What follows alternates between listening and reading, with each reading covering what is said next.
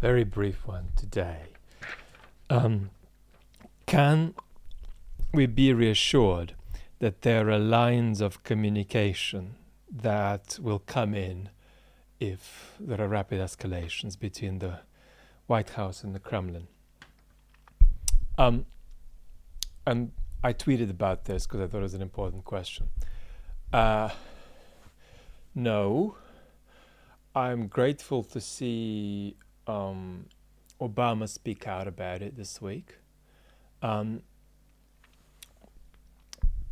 the Soviet period, there was a possibility for communication whereby you had a recognized sense of who was who in the regime and what their responsibilities were, what their access was, and so you interacted with them, and then you had a clear expectation of where that communication would then be taken and shared.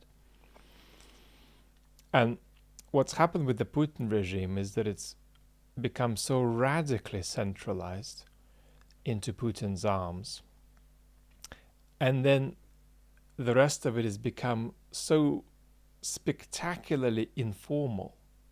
It's not clear who is doing what anymore. So this informality and this centralization of power means that it's not clear how to talk to that regime. It's not clear who to talk to. And I am concerned that we have got a collapse of communication between the White House and the Kremlin that could be exposed if certain unforeseen things happened. And we were reliant on urgent and effective communication of that kind. It's hard to blame any West administration on this, because how do you talk to a regime like that except for calling Putin? So this is the problem. It's hard to talk to these folks unless it's a direct phone call to Putin, because it's not clear who is doing what. It's a mafia-like level of informality, and then this extreme centralization of decision-making in Putin's hands. So lines of communication are really important when things go wrong, when unforeseen things go wrong. And we don't have that, which does, I think, take away one important buffer when it comes to handling unforeseen escalation. Alexei Navalny has been given another sentence. What does that mean? Alexei Navalny is the main opposition leader in Russia. And what that sentence means is, I think, twofold. First, forget about ever coming out. As long as this regime exists, you're in jail. And it's not as though that wasn't the case, but it's just a kind of re-emphasis of that. So the regime is basically saying it doesn't matter what the deal is, you're not going to come out. And if we need to invent some more stories about why you're not going to come out, we're going to come up with those along the way. You're not going to come out of jail as long as our regime persists. And I think that's been clearly their position after Navalny survived the poisoning and returned to Russia. The second problem they've got is that they are not just fighting Navalny, they are fighting Navalny's power as a political leader and his symbolic presence, which would persist even if Navalny were killed. So you see, killing Navalny might actually undermine their fight against his symbolic power in Russia.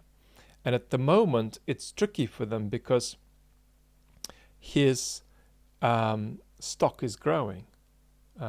He's making powerful speeches whenever he appears in court, and these do come out.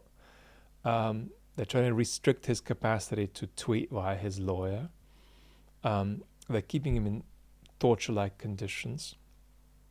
But they're trying to balance this sort of dynamic whereby they want to take out the individual, but they also know that taking out the individual may work against taking out his reputation, his influence, his capacity to destabilize the regime. So I think that's all of that's at work. And Navalny's predicament is quite simple. If he survives, his stock will keep growing.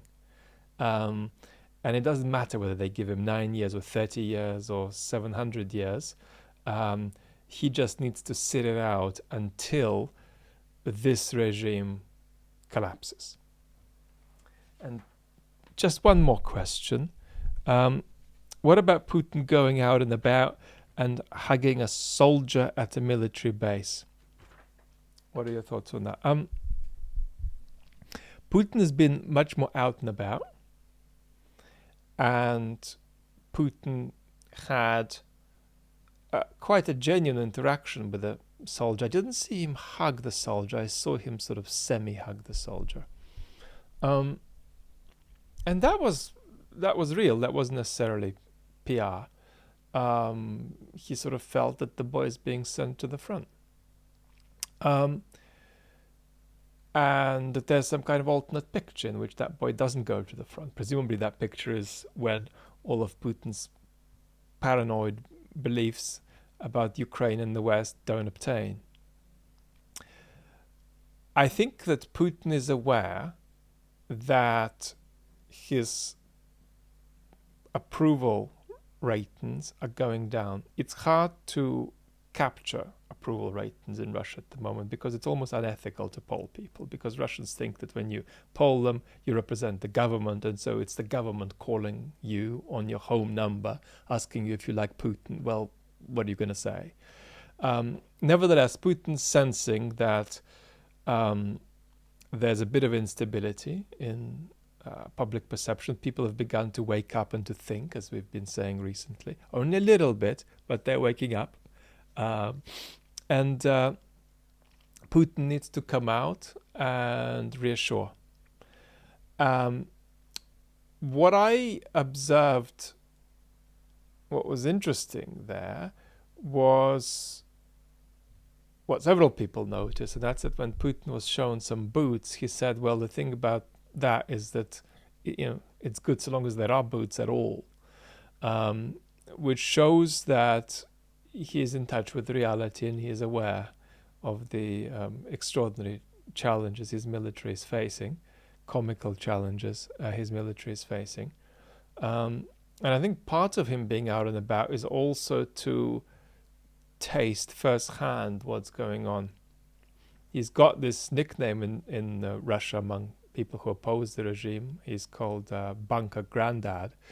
And he was keen to come out and taste a bit more what's going on. And I think that might be also connected with him somehow feeling that for his health, he can now take more COVID risks. So presumably he's in some kind of a different stage with his illness or illnesses. Back very soon. Lots of love.